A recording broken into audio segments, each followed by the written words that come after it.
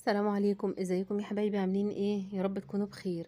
ايه رأيكم النهارده نعمل مع بعض الجبنه الكريمي التحفه دي بمكونات بسيطه جدا وبطريقه سهله وهنوفر كتير.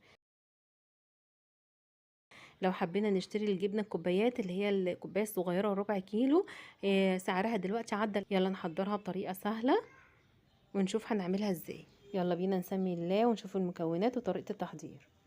معانا ربع كيلو من الجبنة القريش، دي جبنة قريش لباني. للأسف ولادي مش بياكلوها خالص، وكل الولاد للأسف مش بياكلوا الجبنة القريش مع إنها مفيدة. مهما حاولت إن أنا أشكل فيها مش بياكلوها برضو. ودول حوالي 150 جرام من الزبدة السايحة، وكوباية لبن دافية صغيرة. اللبن على حسب الحاجة، ممكن أحتاجهم كلهم وممكن ما أحتاجهمش، ممكن أحب يعني أحتاج أزود عليهم شوية. وربع معلقة ملح. في الكبة أو في الخلاط هضيف الجبنة القريش وعليها اللبن، ولازم اللبن او الحليب يكون دافي علشان تتخلط كويس وبكل سهولة كده تندمج مع الجبنة القريش. وهشغل الخلاط لمدة دقيقتين بس. كده اختلطت، بس طبعا لسه هضيف في المرحلة دي عليها الملح ربع معلقة صغيرة، والزبدة السايحة، وبرضو الزبدة هسيحها علشان تختلط وتندمج بسهولة مع الجبنة. الزبدة بقى اللي هتديها اللون والريحة والطعم، وهتخليها ناعمة جدا وكريمي وكأنك جاهزة، يعني شاريها جاهزة بالظبط. شوفوا كده، هنزل الجوانب، هي اختلطت بس انا شايفاها تقيلة شوية فهزود شوية لبن. زودت قد نص الكمية الاولانية، بس للأسف اللقطة دي ما اتصورتش. برضو زودت الحليب يكون دافي وهخلط. كده تمام، وصلت للقوام المظبوط واللون المظبوط. شوفوا شكلها بتلمع وجميلة ازاي. هنزلها بقى في علبة عشان نحتفظ بيها في التلاجة. تقدري تحتفظي بيها في التلاجة لمدة أسبوع أو 10 أيام، مش هيحصل لها أي حاجة.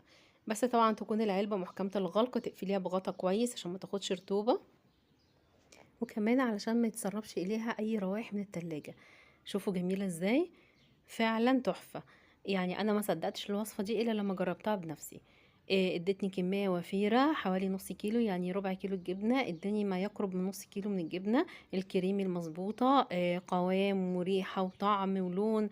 وطبعا بدون مواد حافظة وبدون زيوت نباتية. تحفة جدا وقدرنا نوفر. يلا بينا ندهنها في التوست ونشوف بتدهن ازاي بسهولة. بجد والله الجبنة طلعت تحفة. بس النصيحة لما تيجي تعملي الجبنة الكريمي ما تزوديش فيها ملح، علشان لو حابة تستخدميها في التشيز كيك او اي وصفات ما تبقاش مالحة زيادة عن اللزوم.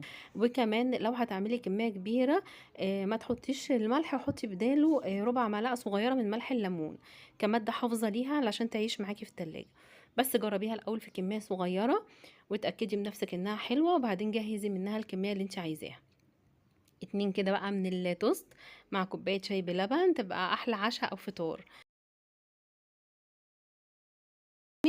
طعمها تحفة، وكمان نقدر نحضرها بنكهات مختلفة.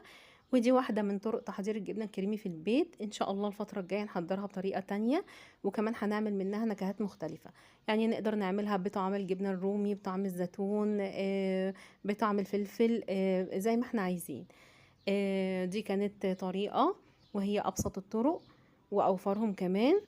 وده كان الفيديو بتاعنا النهارده، بتمنى يكون عجبكم. هنزل حالا اكتب لكم كل المكونات في صندوق الوصف تحت. ما تنسوش اذا عجبتكم الوصفه لايك وشير وسبسكرايب للقناه. اشوفكم على خير ان شاء الله في فيديوهات احلى. شكرا ليكم، سلام عليكم.